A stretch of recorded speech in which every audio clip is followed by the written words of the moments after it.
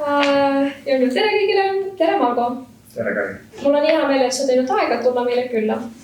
Hea meel siin olla. Ma arvan, et alustuseks võiks ennast tutvustada ka siis meie vaatajatele ja kuulajatele.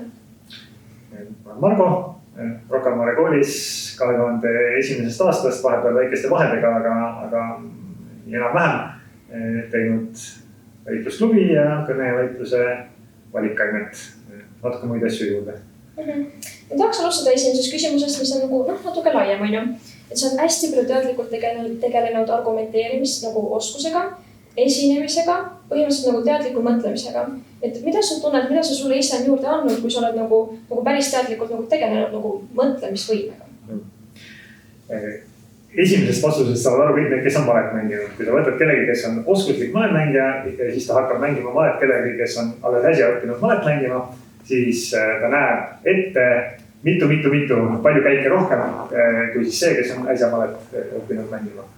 Ja natuke sama tunne on siis, kui sa näiteks laskud mingisugusesse, ma ei ütle nüüd väitlusesse, aga arutelu või vestlusesse inimesega, kes ei ole siis kunagi niimoodi väitlust teinud või sellega teadlikult tegelenud, et siis sa lihtsalt näed palju rohkem neid käike ette ja su mõte jookseb kõik need võimalikud argumendid ja vastuargumendid ja sealt läbi ja siis oskad näha, kuhu mis rada see vestlus läheb. Ja selle võrra oled nagu rahulikum ja vaatled siis, et kuhu see vestlus parasjagu liikumas on. Aga kõige põhilisem vastus, millest kõik aru saavad, on see, et ta on andnud oma peas mõtete korrastatust. Et sul ei ole teadsuste virvar, et sul on asjad õigetel riiulitel.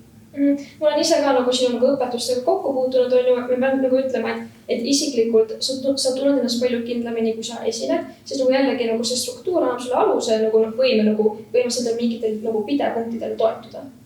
Nii et tõepoolest. See oli väga tagasihoidlik, kui sa ütlesid, et sa oled puutunud, et sa oled teinud väga suure arengu võitlejana.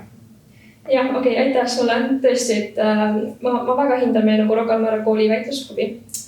Okei, aga ma arvan, et võiksime minna siis sellise huvitava teema juurde nagu tehisintellekt koolides ja siis noored.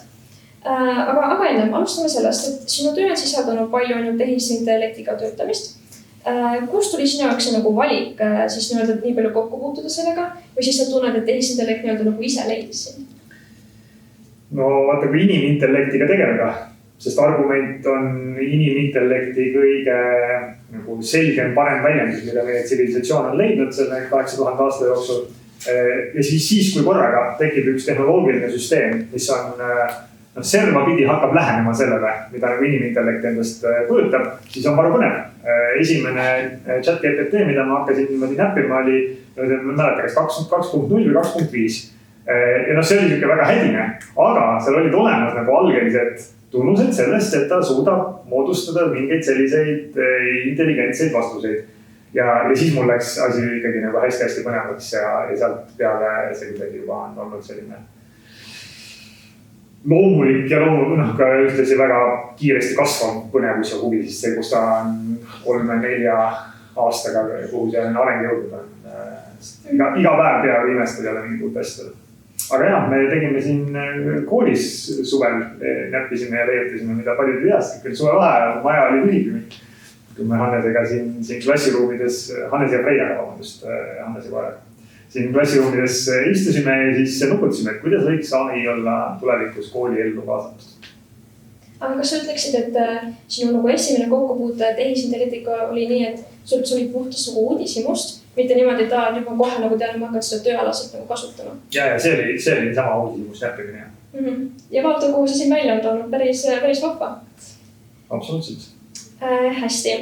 Aga kas see on tõsi sinu arvates või üldiselt, mis on sinu siis võtta sellele, et kas inimesed ei oska tegelikult tehisintellekti õigesti kasutada? Ma arvan, inimesed ei oska intellekti alati ilmtingimata õigesti kasutada, aga see ei ole inimeste süü, vaid see on sellepärast, et emotsioonid on meis nagu nii palju vanemad. Evolutsiooniliselt, eks emotsioonid on 100 miljoneid aastaid vanad ja intellekt on siin viimaste mõne miljoni aasta arengu tulemus. Ja emotsioonid seetõttu on primaarsemad ja siis nad segavad seda intellekti kasutamist. See segamine ei pruugi nagu pahas mõttes tähendada, et ta võib heas mõttes tähendada, aga ühesõnaga, et nad ei lase seda intellekti niimoodi korralikult kasutada. Ja siis kuna me nagu enda intellekti ja siis ka teise intellektiga ei oska alati mõistlikul moel toimetada, siis see on asi laieneb tehisintellektile.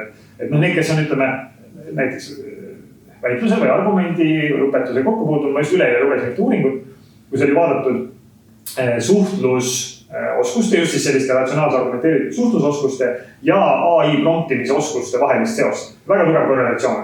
Ehk kui sa oskad oma mõtteid selgelt ja argumenteeritud väljendada teistele inimestele, siis sa oskad ka küsida, suhelda, promptida AI mudeleid nagu palju paremini.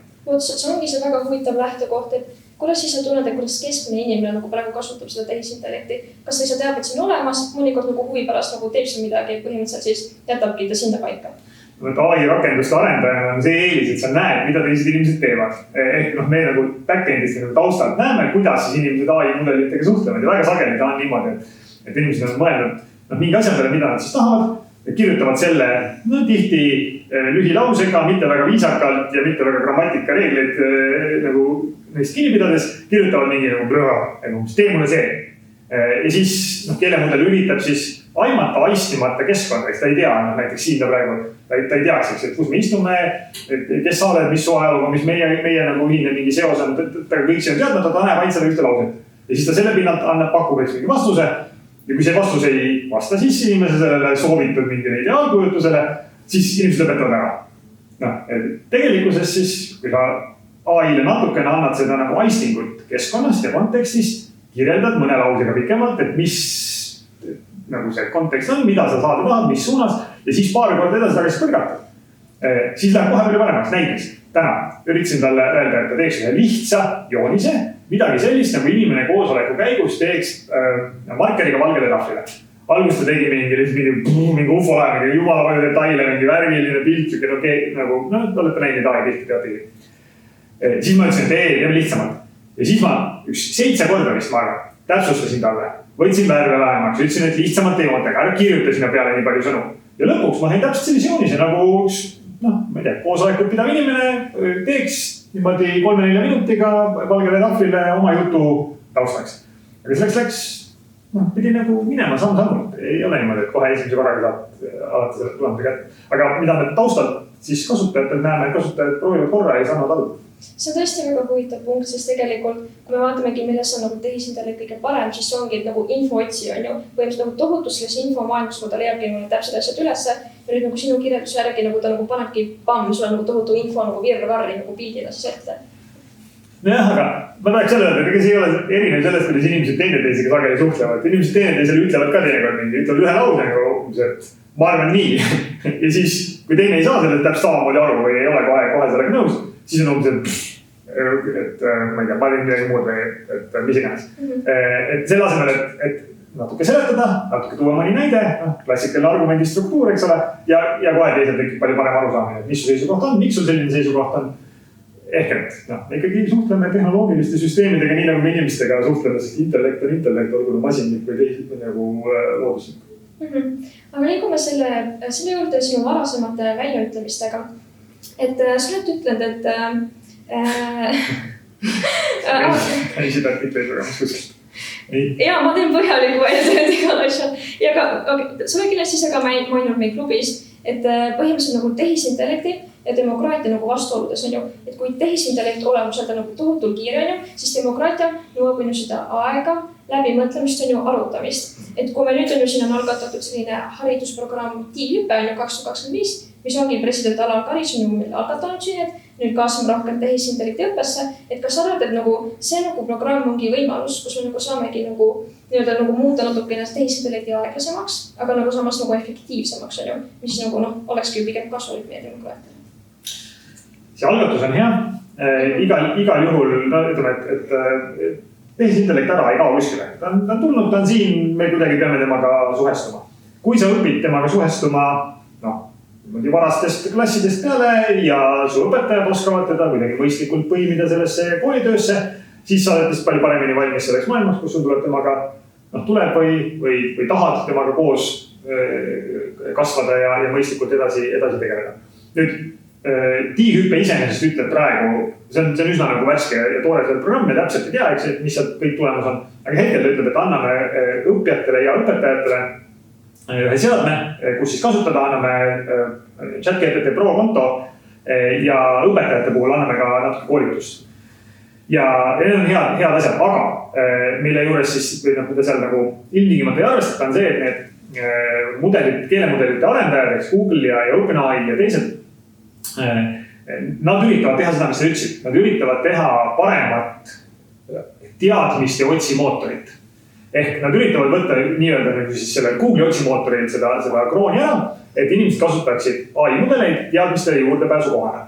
Aga koolis õpetaja ei ole teadmistele juurdepääsu kohta, või vähemalt ei peaks olema. Õpetaja on see, kes aitab sul endal su mõtlemisel areneda, sul jõuda mingisuguste vastusteni, nagu küsib küsimusi, aga otsimootorist enamasti ei taha seda, et kui sa ütled, et ma ei tea, ma tahan aru saada laamtektonikast, siis ta nagu ei ütle sulle, mis on, vaid ta hakkab su käest küsimusi küsima. Need on vastukäivad nagu eesmärgid, mis tähendab, et tegelikult hariduses kasutamiseks on vaja sinna nagu juurde ja peale arendada nagu täiendavaid kihte ja me peame aru saama, et kuidas see sobitub haridusse. Ja kui need asjad juhtuvad, siis on lootust, et juhtub ka see, mis sa ütlesid. Ehk et tehisintellekti ja selle kasutus sobitub inimese õppimise, võimekuse ja mõtlemisega. No, et ta tõmbab ennast nagu veidikene allapoole meie kiiruse peale ja siis see ka meie demokraatlike protsessidega sobib paremini kokku, kuigi seal on veel neid komponente nagu need väärinfod ja kõik muud sellised asjad, aga üldiselt jah, tehnoloogia arengu kiirus on see, mis kipub, mitte ainult arengu, toimimise ja arengu kiirus on see, mis demokraatiale kaikaid kõladasse loobib, sellepärast, et üks on kiire ja teine on aeglane.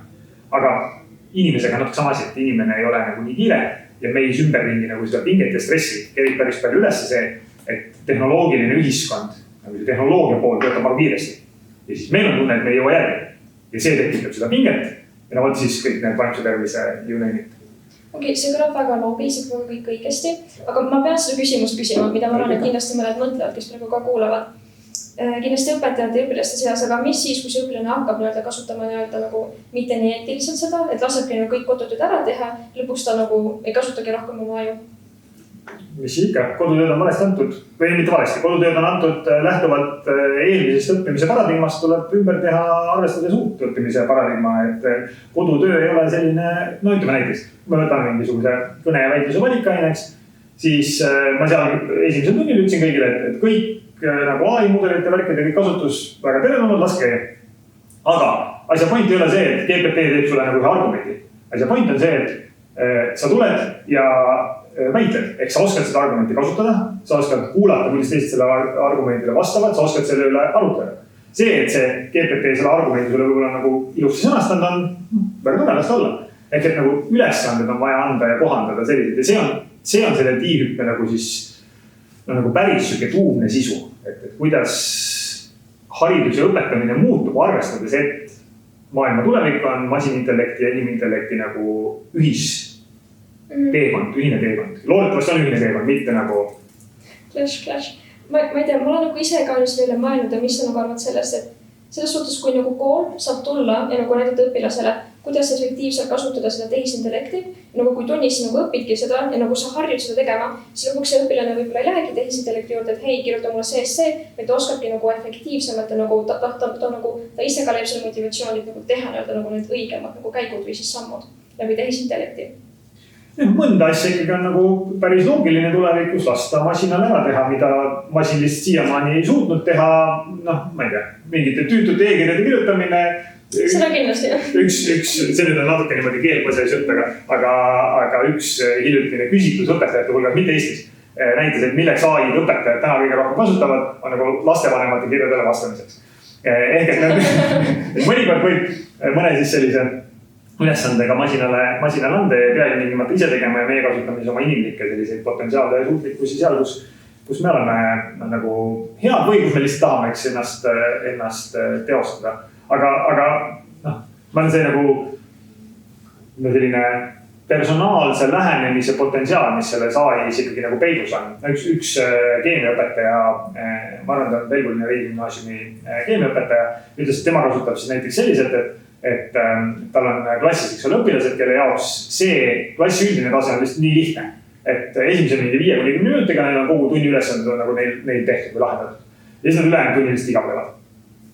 Nüüd selleks, et nad ei igavleks, selleks siis õpetaja laseb sellel GPT-l, või siis meie versioonil GPT-st, kelle nimi on Kai, laseb Kai koostades üks nagu täiendavaid ekstra ülesanded, arvestades nende sellist suutlikkust, aga ikkagi selle üldise mingisuguse keemiaprogrammi raames. ja noh, see on selline personaalne lähenemine, mida üks õpetaja, kellel on klassis korraga 28 õpilast ja siis kogu gümnaasiumi peale ta on mingi 200, ta ei suuda, lihtsalt inimesed ei suuda.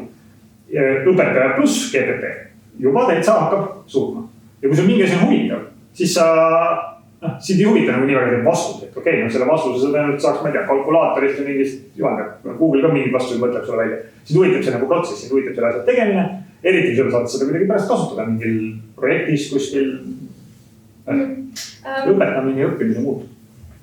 Kindlasti peab, et käime ikkagi maailmaga kaasas, aga ma peaks ütlema, et see Kai praegu kõlas väga huvitavalt, kui sa saad temast ka lähemalt rääkida.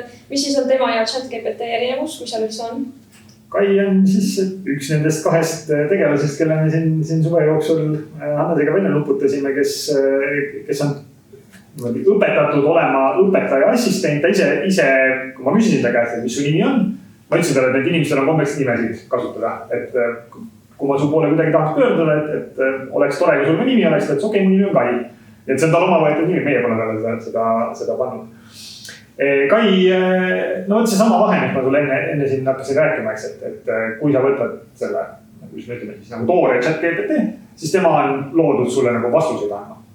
Kui sa võtad Kai, siis Kai on loodud, ellu kutsutud, õpetatud selleks, et aidata õpetajal nagu mõelda välja huvitavaid tunde, et aidata õpetajal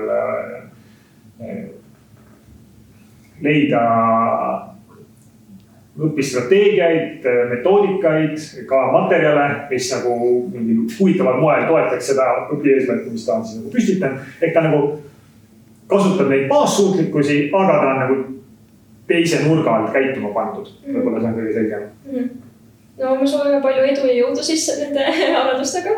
Meie kooliõpetajad siin osad juba toimetavad ja teised, kes veel ei toimeta, saavad Kaiga kohe varsti toimetada.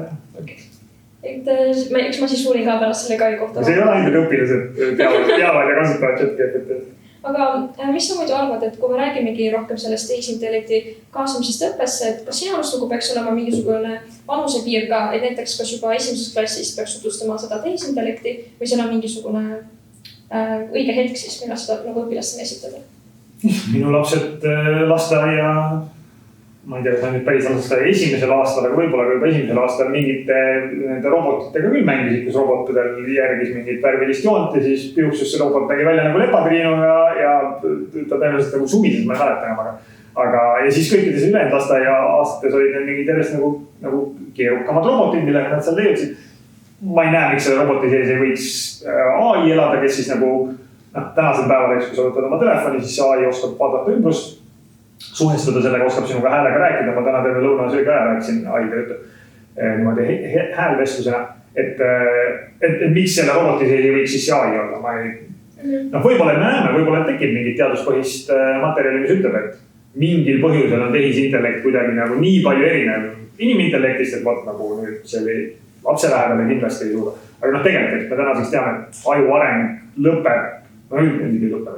Aju on välja kujunenud umbes mingi 25-26 eluaastaks. Et kui sa ütled, et nagu väikesele lapsele ei tohi, et siis sul peab olema mingi päris hea tõestusmaterjal argument, miks sa ütled, et okei, ta seal kuskil siis 14-15 järsku on nagu okei.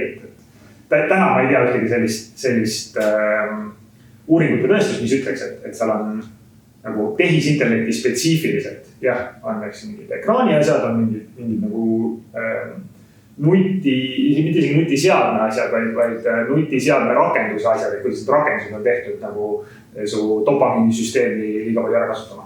Aga et oleks midagi nagu tehisintellekti spetsiifiliselt, võib-olla pole jõudnud veel. Sa rääkisid hästi pikalt, üks asi tõesti on see, et kui noor inimene võiks kasutada tehisintellekti, aga teine on see, et kuidas õpetada talle, kuidas kasutada tehisintellekti kasutamist. Et kui ma näiteks esimese klassi õpilasele ütleksin, et nüüd ma näitan, et küsin nagu niimoodi või siis tänu sulle nagu selliseid vastuseid, et kui palju ta sellest aru saab ja ka sellest nagu üldse on mingisugust potentsiaalset kasu. Et minu arust see ka selline huvitav lähtekoht, et millal me peaksime tutvustama õpilastele, et kuidas nagu saada nagu, ma ei tea, parimaid tulemusi siis sellest.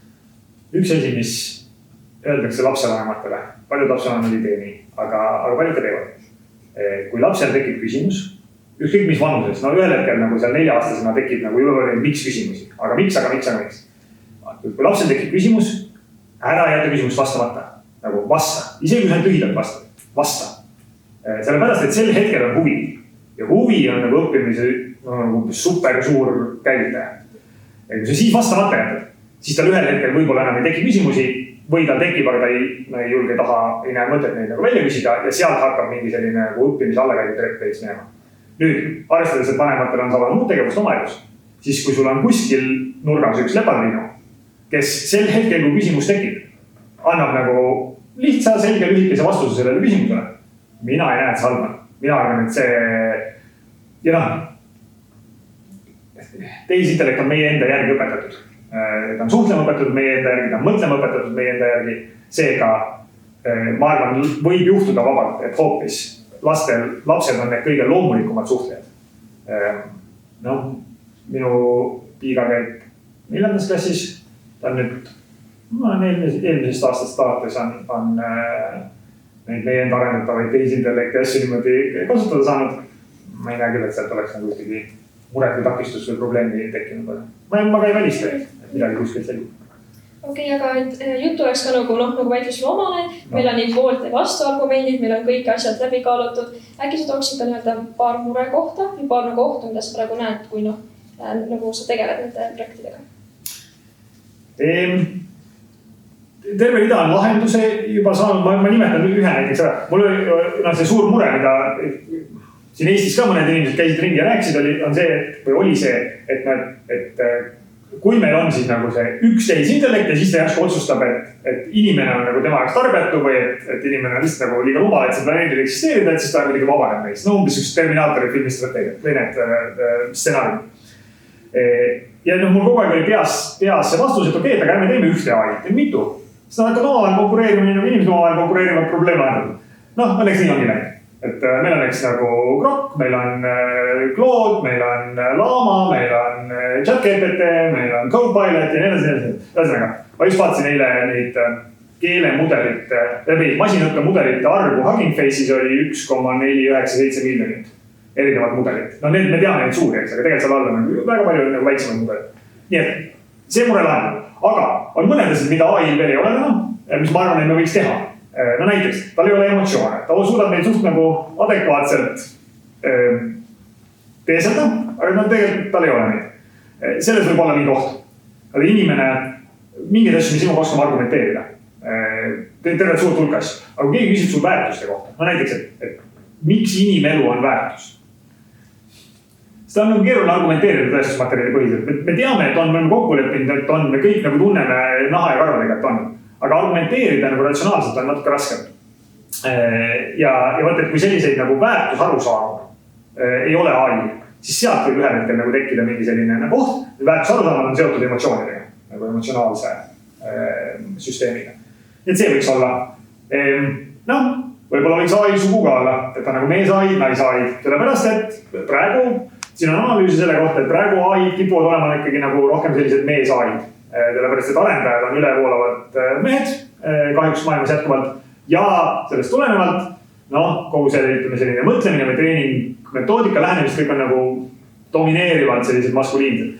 Ja selline feministlik käsitlus AI-le, ma arvan, tegelikult on nagu nõrga, võiks olla nais-AI-sid ka. Need asjad. Ja loomulikult siis, kui kuskilt kipub juhtuma see, et ma ei näe praegu, et oleks juhtumas. Pigem ma näen vastupidi, aga kui kipuks juhtuma see, et üks või paar riiki või mudelid saavad nagu domineerima. See tekitab vist monopoolsuse selliseid ohte ja riske. Tähenduses, et näiteks see võib siis kontrollimatult tõsta hinda. ChatGPT, mitte Pro on $20 kuus, aga see järgmine, see viimane tase on praegu $200 kuus. Ja kui nad oleks ainuke pakkuja ja nad võiks küsida $200 kuus, siis tekitaks väga suure vahe nende vahel, kes saavad lubada endale seda, nende vahel, kes ei saa lubada endale seda. Ja need, kes siis saavad lubada, need siis saaksid väga palju nagu kiiremini edasi minna AI-ga koos ja teised ei saaks. Aga seda ma ei näe praegu juhtumas, sest konkurents tegelikult on ikkagi päris tihe jälle AI maailmas. Nii et. Okei, ma pean ruttu küsima, et kas Kail on muidu sugu? Või Kai on sooneutraalne? Kai spetsiifiliselt ütles, et ta valis selle nime selle pärast, et see erinevates kultuurides võib tähendada erineva sooga inimest nagu selline sooneutraalne nimi. Suurepärane, teil on juba üks pluss ka juures sellele.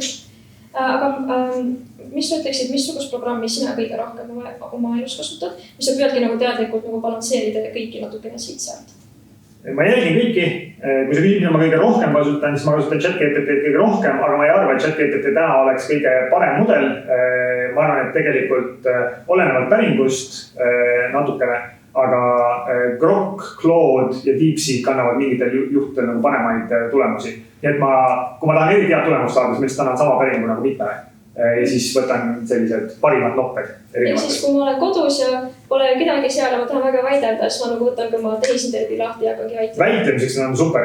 Ainuke asi, sa pead ütlema, et sa tahad argumenti, struktuuriga, väideseletus, tõestusjäreldus ja siis edasi ka väitleb väga sinu sealhulgas häälväitlust ChatGPT-ga teha nagu super, ma kogu aeg teen. Aga ma kõiki vaatajaid, kuulajaid innustan proovima teisi mudeleid ka. Lihtsalt sellepärast, et neil on kõikidel vabad versioonid olemas.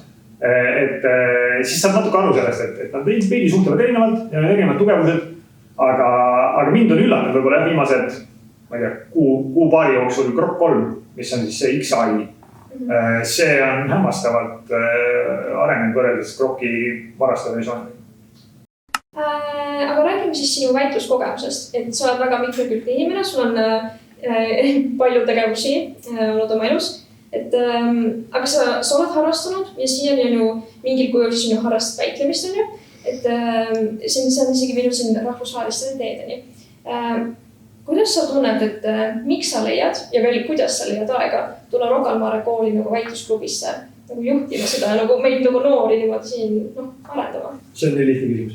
Aga ma mõtlen kaks sammu tagasi. Ma alustan korraks sealt, et jah, tegevusi on palju, aga kõik need tegevused väga valdav enam neid tegevusi jääb kolmnurka tehnoloogia, haridus ja avatud ühiskond.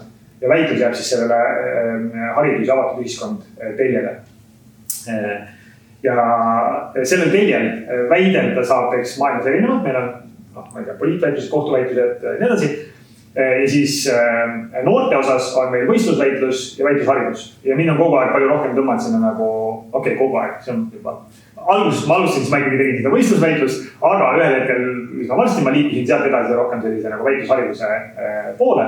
Ja see on see, mis mind siiamaani väga köidab, sellepärast, et ma arvan, et on nagu suurepärane viis arendada aju, mõtlemisoskust, suhtlemisoskust, tiimitööoskust ja tervet hulka nagu teisi asju kõik ühes kompaktses mudelis koos. Aga ma ütlesin, et väga lihtne vastus on see, esiteks mulle väga meeldib meie kool, selle kooli nagu see mõte, et igas inimeses on peidus mingi nagu suur väärtus ja kooli ülesanne on see väärtus sealt üles leida ja toetada selle kasvamisteks. Ja teiseks see tegevus, et kui sul on mingi asi nagu endale on andnud nii palju, siis Must on nagu normaalne inimkäitumine, et sa tahad seda kuidagi edasi pakkuda. Ma olen mõnikord seda nagu sõnastanud selle lausega, et see, kellele on palju antud, sellel palju oodatakse. Aga minule kunagi, eks nagu minu õpetaja Katrin õpetas või nagu, ma ei tea, ninapidi viis mind selle väitluse värgi juurde, ma talle olen tänulik nagu siiamaani selle eest. Ja kõigile ilmtingimata alati ei sobi, aga terve suur hulk vilistlasi, meie kooli omasid, kes on siit väitlusklubist läbi käinud, nad on öeldud, et neile on ka nagu palju andnud. Ja see ongi see vastuseks. Endale meeldib ja teistele kasulik. Ma saan ka siit nagu ühe näite tuua, et eelmisest aastast siis nagu eelmise aasta lõpetajatega käisime hästi palju nagu väitlusvõistlustel on ju ja nüüd see aasta tuleb ka siis see kolmikkeel on ju väitlusvõistlus ja nüüd eelmine viilistlane ka, et talle nii väga meeldib, et jumal tuleb ka meie nagu tiimiga händida. Ja see on väga lahe. Et see on tõesti lahe, et mõtleks niimoodi, kui sa ükskord oled väitleja, et sa oled nagu alati väitleja. See on tõesti. Ja see on nagu tõesti nagu, see on imeline nagu kogemuste pagas. Mul oli üks klient, kes nüüd on ühe suure elektroonikaettevõtte, Eestis elektroonikaettevõtte juht, kes oli kooli ajal Prantsuse Lütsemis oli väitleja. Ja siis vahepeal ta ei teinud väitlusasju, ma ei tea, 20 aastat. Ja siis ta nüüd tuli nagu pöördus minu poole, ütles, et ma arvan, et mul oleks vaja, et sa teed nagu minu nendest juhtkonna liikmetest mu ettevõttes ka nagu väitled. Tuleb olla õpeta neile ka väitlust. See oli paar aastat tagasi, aga nagu ühesõnaga, et selline väitlus pisik ikkagi jääb vedre. Aga tead, ma mõtlen ka, et nagu need asjad, mida sa õpetad nagu oma klientidele, sa õpetad ka õpilastele. Et kas ole ka nagu märganud mingisugust nagu vahet, kuidas nagu õpilane või siis nagu selline nagu elu kogenud ettevõtet juhtiv inimene nagu võtab selle informatsiooni vastu ja nagu esitab sulle? Suur pilt on see, et mulle meeldib töötada inimestega, kes tahavad õppida. Kui kellelgi tass on pilgeni täis ja tegelikult midagi peale ei mahu ja tegelikult ei taha sinna midagi peale panna, siis on raske kuidagi endal ka vaimustada temaga töötamisest ja noorte hulgas on natuke rohkem neid, kes nagu päriselt tahavad ise õppida. Mõni on, kellel on ka nagu tass väga täis, aga on rohkem neid, kes, ja mulle üldiselt meeldib noortega rohkem töötada. Aga mingid muud sellist nagu suurt olemuslikku vahet. No muidugi, pedagoogika ja andragoogika on erinevad lausa teadusarud, aga niimoodi praktiku vaatepunktist ma arvan, et õppimisteekonnad on või õppimisrajad on sarnased, teemade valikud on natuke erinevad ja õppemetoodikad on natuke erinevad, aga jah, enda eelistus on siin koolist või siin majas töötada. Tead, ma arvan, et hästi palju nagu Rocca al Mare kooli vanematele ka nagu huvitav suhe sinuga, siis mõtled, et õpetad nagu meie õpilasi siin nagu hästi väitlema ja nüüd jõuluõhtusöögi lauas tundub, et nagu laps nagu täitsa toob nagu juba häid punkte on ja selline, ütleme niimoodi, et kindlasti vestlus muutuvad huvitavaks kindlasti. Ma küsin alati, kes tulevad kõne väitluse valikainesse, et mis su eesmärk on? Pane endale üks eesmärk. Ja siis, mis mind üllatas, algselt enam ei üllata neid, aga on see, et peaaegu alati on mõned, kes ütlevad, et nende arengu eesmärk on see, et nad kas siis oma kõige sagedamini öeldakse millegi isa, aga ütleme, et nad siis vanematega saavad hommikusöögi või õhtusöögi lauas rääkida ühiskonna asjadest. Et see on nagu see nende arengu eesmärk. Ja, see on väga, väga armas eesmärk. Aga tahaks ka, meil on paar viimast küsimust. Kuidas sina muidu kirjeldaksid nagu oma enda isikliku kogemuse järgi seda väitluskogukonda? Ma olen öelnud niimoodi, et ma tunnen sageli suuremat lähedust inimestele, kes võivad minust nagu geograafiliselt ja kultuuriliselt asuda väga kaugel, no näiteks Myanmaris, aga kes on ka väitlejad, kui inimestega, kes on Eestis, aga ei ole väitlejad. Ehk on nagu midagi, mida lühikestesse sõnadesse panna keeruline, aga mis väitlusega tegelenud inimesi nii palju iseloomustab, et neil on nagu lihtne kontakti saada. Ma ei arva, et väitlus selle poolest ilmtingimata nagu super erinev on. Ma arvan, see sama võib olla võistlustantsijatel või fotograafia inimestel, eks. Aga mingi selline oskus mõtteid sõnastada ja maailma vaadata ja nagu ratsionaalselt suhestuda selle maailmaga on see, mis ma arvan nagu kirjeldab päris hästi. Ja siis üks argument on alati see, et kas väitlus arendab neid asju või ta tõmbab inimesi, kellel need eeldused juba nagu on kuidagi olemas. Et kindlasti väitlus tõmbab neid, kellel siis selline keeleintelligents on mõnevõrra kõrgem. Siis erinevad intelligentsi tüübideks, et kui see on sul nagu varasemast elust või kuskilt mujal, ma ei tea, kodust või mujalt kõrgem, et siis väitlus tõmbab sind rohkem. Ja see siis hiljem väitluskogukonnas ka peegeldub, et keele, isegi kui mitte otseselt sellega töötavaid inimesi, ma ei tea, kommunikatsioonispetsialistid, juristid, nii edasi, et nende ülekaal ei pea nagu suurem olema, aga keele naiad näiteks on väitluskogukonnas kindlasti väga palju rohkem levinud kui siis. On jah, seal meil on Instagrami konto ka ja sealt tuleb tõesti nagu päris naljaga keele nalja. Ja, selge. Kindlasti me peaks tegema seda, et kindlasti mõni noor, kes on praegu kuulab, isegi mõtleb või kaalub, et tahaks väga väidelda. Et ma arvan, miks see nagu meelitamise ka ära teha, et mis on nagu need põhjused, et miks noor võiks nagu võtta oma elust aja ja tulla väitlusruumi väitlema. Tead, ma isegi ei hakkaks neid loetlema, vaid ma ütleks, et meie vilistlased on need päris hästi kirja pannud ja kui minna randibeit.blogspot.com, siis seal on mitu head postitust selle kohta, mille vilistlased on teinud, et mis need väitlusoskused on, mis neile kasulikud on. Ma niimoodi lühidalt siin loetlesin, eks, et peas virmar asendub mingi selgusega ja siis julged oma mõtteid välja öelda. See juhtmõte, eks, et unistused muudavad maailma, eriti kui sa oskad neist rääkida. Ja loomulikult tegelikult väitlusklubis ma arvan, on nagu tore kamp inimesi, kellega koos käia mingeid selliseid nii kooli kui maailma kui mõnikord sama mingeid lõpusaid jaburaid teemasid läbi väidelda. Aga veel korra, kuskile sinna ekraani alla võib panna selle randibeit.blogspot.com, sealt saab kõik info kätte, kus ja millal ja kogu selle et mis iga päev toimub ka. Võt just, et kui sa ennem kõige rääkisid sellest kogukonnast, siis nagu kuidas mina leidsin teie väitlusklubis, oli sinu valikaine, aga teine oli ka see, et nagu sõbrad kutsusid. Ja siis nagu sa tuledki huvi pärast, ma algul vaatan ja siis sa vaatad ja sa oled nagu, et see on päris nagu lahe või see on nagu päris nagu hea nagu omadus, mida omad on ja siis sa nagu hakkad ka nagu ise proovima, siis nagu tekib selline nagu hea tunne. Ühesõnaga, ta on tõesti selline nagu kogukonna poolest, inimeste poolest ja nagu oma nagu spordi olemuslik ka nagu tõesti nagu väga nagu tõmbab, nii et kellelgi on mingisugust huvi soovi, siis kindlasti võib tulla ja proovida. Eile meil oli 2 uut proovijat, üks, kes oli tulnud valikainest ja üks, kes oli tulnud sõbraga koos. Meil tuleb 3. veel, kus juures tema tuleb minuga nüüd järgmine nädal. Nii et laieneme ja ärge kartke tulla, kindlasti tulge. Vot nii, et meil on ka 2 noorte küsimus sulle. Seoses ka, nii, mis on sinu lemmikraamat? Hermann Hesse Siddhartha. Kas saad sellest pikemalt rääkida või miks on sinu lemmikraamat? Ma tahan pikemalt rääkida nii palju, et ma ei tea, kuidas tänapäeva kohustusliku kirjanduse programmid on, aga vanasti oli kohustuslikus kirjanduses Hesselt 1 või 2 raamatut ja need minu meelest ükski ei olnud tema parimad raamatud. Et kui sa oled kunagi lugenud kohustusliku kirjanduse raamat mõnda Hesse raamatut ja see on tundnud veits igav või jama, siis loen mõnda teist raamatut, mis ei ole kohustusliku kirjanduse nimekirjas, näiteks Glassbergi mängu või Siddhartha, siis sa saad aru, et Hesse on tegelikult päris kirjanik. Aga muidu peab ise lugema raamatut. Ei ole väga paks raamat, Siddhartha on tükk. Ma loodan, et see vastas küsimusele. Nii, aga mis siis, kui inimene tahab väga tegeleda väitlemisega, aga tal on nagu tohutu esinemishirm? See pole üldse mingi takistus. Ei päriselt, selles mõttes. No sinuga võib-olla kindlasti mitte. Okei, no nii palju peab saama hirmust üle, et siit ruumi uksest peab julgemaks nagu sisse tulla koos sõbraga näiteks siis.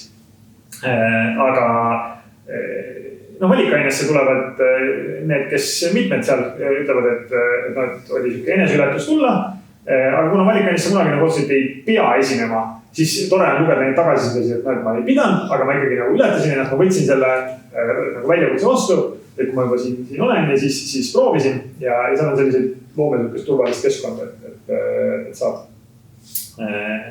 saad sellega nagu töötada endas.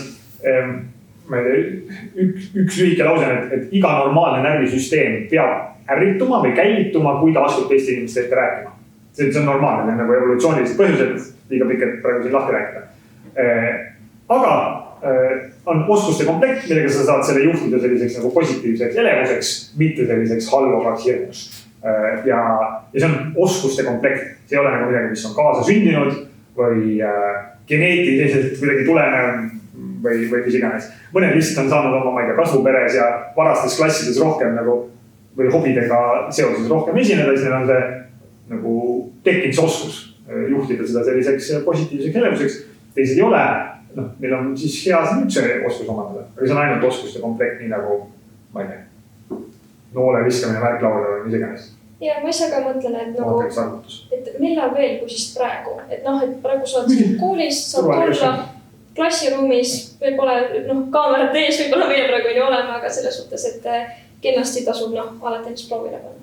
Ja meil on ju kõnevõistlus koolis kohe nüüd tulemas. Ma kõnevõistlusele ka julgustasin kõiki minema, et pärast hiljem on nii palju nagu tüütum ja keerulisem saada seda kogemust, kus sa oled nagu suure saali inimeste ees saab mingit nagu oma sõnumit edastada.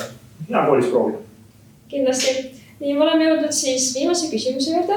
No ja see on siis meie selline traditsioon, et eelmine külaline küsib nagu järgmisel külaliselt küsimust. Aga tead, ma pean sulle ütlema, et sina kui väga mitmekülgsene inimesena juba oled vastanud sellele küsimusele. Aga ma loen sulle ikka ette. Et mille poolest väärtustad sina ära kooli ja kuidas sinu arvates seda õpilast väärtustavad? Ja võib-olla siis seda teine poole, kuidas sinu arvates õpilased seda väärtustavad. Kuidas sa sellele vastaksid siis?